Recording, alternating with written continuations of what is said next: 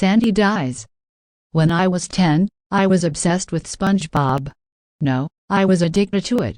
I would watch all the episodes and record them.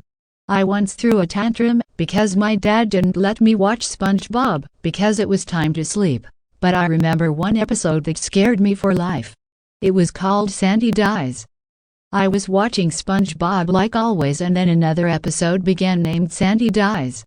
I was excited because I had never seen this episode. It began normally, with the overrated theme song and everything, but something was off. SpongeBob wasn't as happy as usual.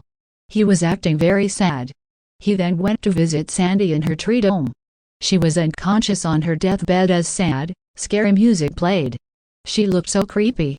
Then, she died. SpongeBob. And everyone who was visiting her started crying. They were so sad. They cried for a while and they eventually went home. The episode then transitioned to SpongeBob in his room crying on his bed, but it wasn't a usual bubble transition. It was just some generic transition.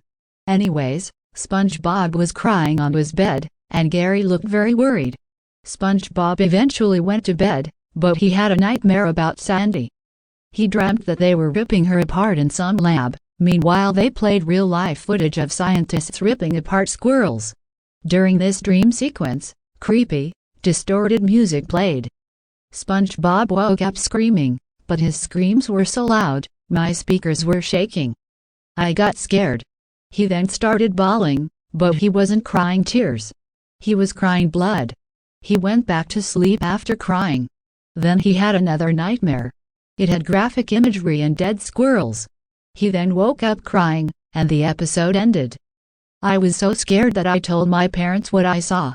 My dad got so mad, he emailed Nickelodeon.